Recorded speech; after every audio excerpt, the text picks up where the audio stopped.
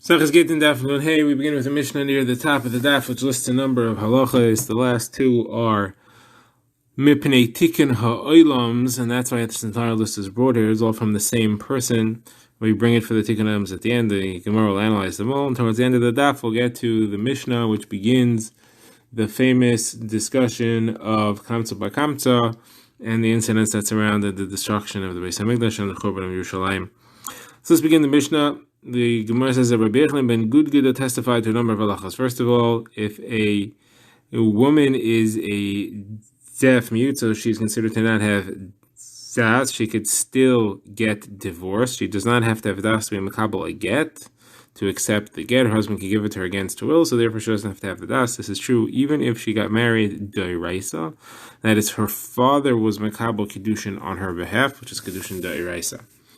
Next thing he said was, if you have a kitana who gets married as an orphan, that means her father was not makabel kiddushin for her, her mother or her brothers did. That's only a marriage d'Rabbanan. Still, if she was a bas Yisrael and her husband was a kohen, she still eats truma in his merit, even though her connection to him is only d'Rabbanan. Now, if she dies, her husband inherits her, like any husband who inherits his wife, again, even though the marriage is only d'Rabbanan. Third thing he testified to was that if somebody steals a beam and he builds it into his house, he does not have to take the beam out of the house and return it. He could just pay the value.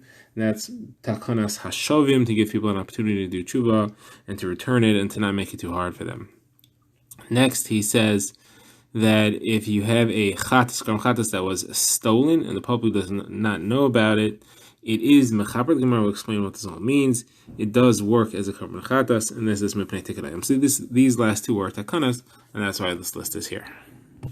Now begin the Gemara. The Gemara first addresses the halacha said by Rabbi Yechon ben Gudgida that you can divorce a woman even though she's a chareshes who doesn't have das. Says Rabbi, you could learn from this another halacha. If somebody gives a woman a get without telling her what it is or telling her that it's something else, she's divorced. She doesn't have to know that she's being makabel the get. So the case is, somebody has a document, he shows it to witnesses and says, here, this is a get, I'm giving it to my wife. Then he goes to his wife and says, here is a loan document. And she takes it, she's divorced, because she does not have to know what's happening. So says Gemara, that's obvious. You could see that clearly from Rav Yechon ben Gudgida's halacha. What's the chiddush here? As the chiddush is, you may think that when he says to here, take this loan document, he's canceling the get. He means to say that this should not count as a get, it should just be something else. So the chiddush therefore is that that's not true. Because if he was actually intended to cancel it, he would tell the witnesses that he's canceling it. And the reason that he says it like this is because he's embarrassed. He's embarrassed to give her a get. He doesn't want her to know what's happening, and therefore he calls it a loan document. Gemara moves on to the next line where we talked about a kitana's marriage d'Rabbanan. She's ladi truma. Then wants to know, why do you go on to a kitana to talk about a marriage d'Rabbanan? A chareshes also has a marriage d'Rabbanan. When you talk about a chareshes, that she's allowed to eat truma in her marriage, which is only d'Rabbanan, if her husband is a kohen. Does this mean to imply that a chareshes cannot eat truma? So where it says we would not allow a chareshes to eat truma because we're afraid if you allow a chareshes to eat truma, then she'll eat truma even if her husband is a cheresh. And if her husband is a cheresh, that means that the marriage is not even a marriage d'Rabbanan. A cheresh cannot get married midrabbanan. And therefore, that's not a marriage at all, and she's not allowed to eat truma. So if we don't allow even if he is a pikech, even if he's healthy, we don't allow her to eat truma if she's a chareshes, because it's easy to be confused between a pikech married to a chareshes and a cheresh married to a chareshes. So Gemara asks, well, what's the problem? Even if a chereshes eats truma that she's not supposed to, she's not mechutzu in mitzvahs. And there's even an opinion that the rest of the tzibur is not obligated to prevent her. So what's the issue? What's the problem? Because the problem would be, what happens if a cheresh marries a pikachas? That is, if the man is a cheresh and he's married to a woman who's healthy, she is mitzvah in mitzvahs. I'm afraid if we allow a cheresh and a chereshes that she should eat truma, then if we have a cheresh and a pikachas, she might eat truma as well, and therefore we have to make a gzeira to us of the cheresh and the chereshes. Now we want to ask, but what about truma midrabbanan? There are some types of truma that are only midrabbanan. They're at least married midrabbanan, so let her eat truma midrabbanan. And Gemara says no, that's a gzeira that she may end up eating truma d'oraisa. And the Gemara doesn't point this out, but if you have a katan and a ketana, this is not a concern, because a katan doesn't have any marriage midrabanan. There's no possibility that that's going to happen, that anybody would make that mistake. The Gemara now speaks about the beam, which we said in our Mishnah, you don't have to take out of the building and return, you could just give back the money. The Gemara quotes a brayso that says that's from Machlokes Beis Hillel and Beis Shammai. That is Beis Hillel's opinion. However, Beis Shammai disagrees and says you actually have to take the beam out of the building and return it. Next, we said that a stolen chatas, the Mishnah had said that it depends if people know that it's stolen or not. If people know that it's stolen, it's not mechaper, it does not work. If people don't know, that it is going to work. So now, the Gemara wants to explain why is there a difference between if people know, if people do not know. The Gemara assumes that deraisa there is no difference. So machlokes, which way goes deraisa and which way Chazal were matagin. So according to Ula midaraisa, it is not mechaper whether people know or they don't know, makes no difference. According to Yehuda, it is mechaper either way. It makes no difference. What's the machlokes based on? It's based on when the original owner is miyayish, when he gives up hope of getting his carbon back, which we assume happened, does it now belong to the person who stole it? So according to Ula, it does not belong to him, and therefore it's not mechaper for him. And according to Yehuda, it is mechaper for him because it belongs to him. Now, why is there a takanas chazal here? So according to Ula, chazal were mataken that it should be mechaper if people don't know about it, and the reason is because the Kahana would be upset if they knew that they were eating meat from a carbon that is not properly brought. It is not mechaper for anybody. So Gemara asks, that's not what our Mishnah said, Takonas HaMizbeach, to fix the Mizbeach, what was up to do with Kahana being upset? Gemara says, no, that is Takonas HaMizbeach. If the Kahana would be upset if they found out about it, they would not put themselves in that situation. They would not want to bring the karbonos. And therefore the Mizbeach will end up not having a karbonos on it. That's Ula's approach. Now, Rabbi Yehuda says the opposite. He says, Deraisa, like we said, it is mechaper. Now it's the Rabbanan that said that it should not be mechaper if people know that it was stolen. The Gemara explains that we don't want people saying that the mizbeach is stealing. That is, the mizbeach is eating, is having brought on it and burning stolen goods, stolen karbanis. So Gemara asks, why is the Mishnah talking about carbon chatas, when I carbon oila? According to Ula, I understand, because Ula said the problem is the Kahanim eating, and the Kahanim only eat a chatas, they don't eat a carbon oila. But according to Rabbi Yehuda, that it's about people not saying that the Mizbeach is stealing, so the Mizbeach has burned on it both a carbon chatas and a carbon oila, so why should we talk only about chatas, should we talk about oila? So the Gemara says it's true, same thing applies for an oila and for chatas, but a chatas is a bigger chiddush because the Mizbeach does not consume that much of a chatas. Parts of it are eaten by the Gehanim, those don't go on the Mizbeach. Even so, we still say, we are afraid that people will say that the Mizbeach is stealing, even though it's only consuming part of it.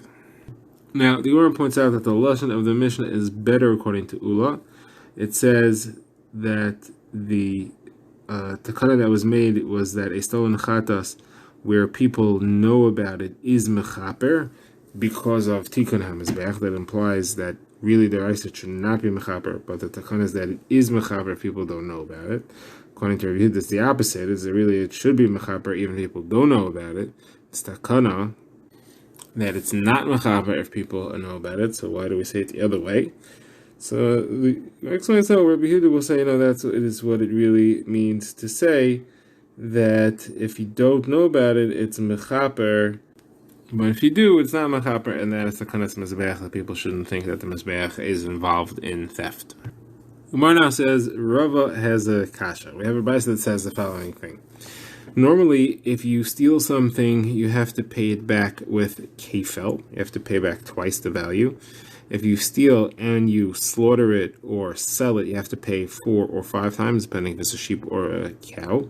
Unless it's hektish. If it's hektish, you don't have to pay kefil, you don't have to pay 4 or 5 times the amount. So Rava has a case as follows. Somebody stole an animal, then he was makdish it, then he shechted it or sold it.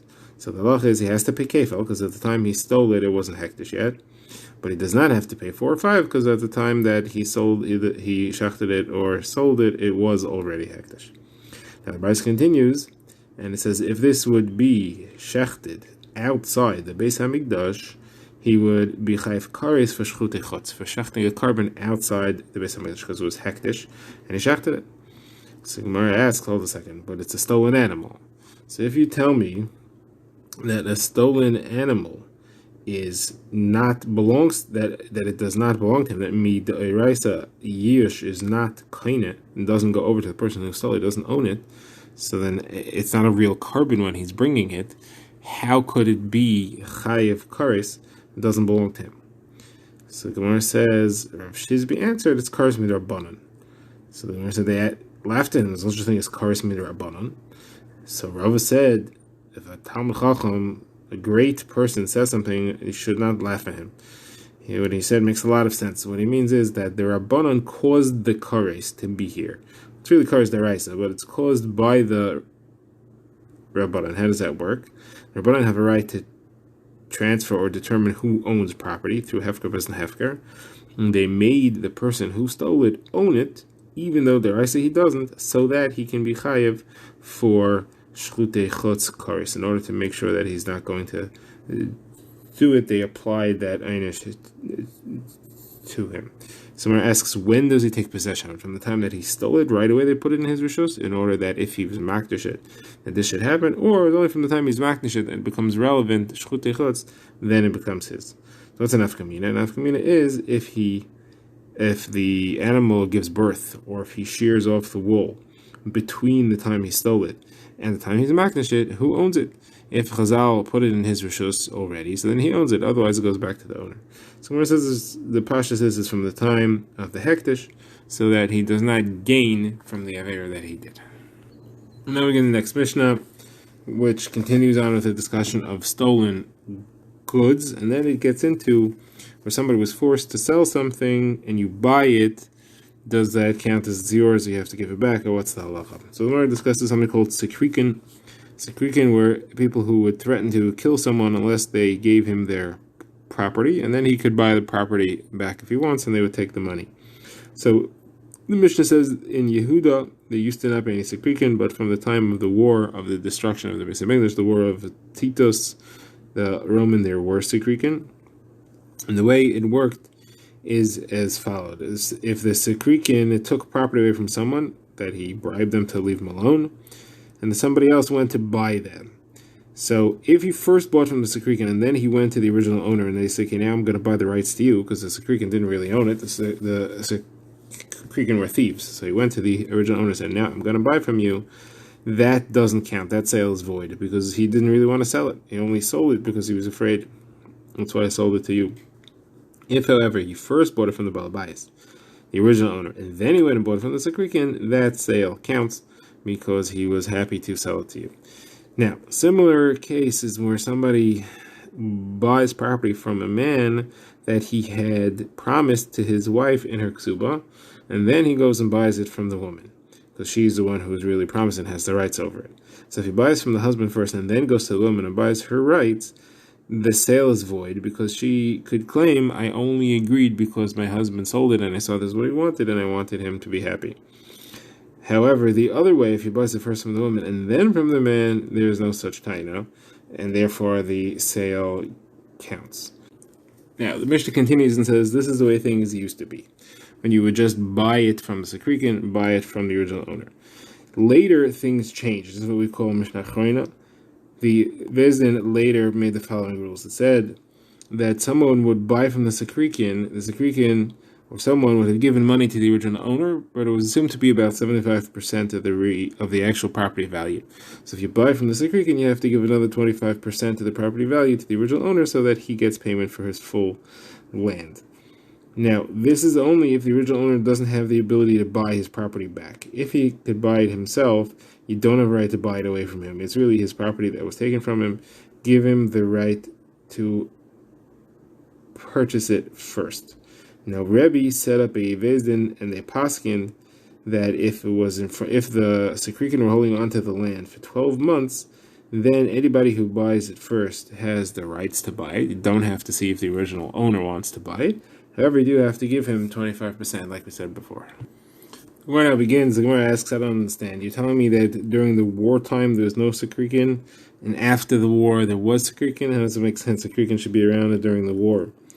So Gemara explains, it's not that there were in Sekrikin, we're talking about, did we have these halachos of Sekrikin? During the wartime, we didn't have the halacha of Sekrikin, because we said that there was no established halacha that the sale may or may not be valid. If it was during the war, the sale was valid for sure. People were happy to give their land away in order to stay alive. They had a full Gemiras Hadas to give it away. The halachas of our Mishnah, which sometimes is chal, sometimes is not chal, that's only after the war.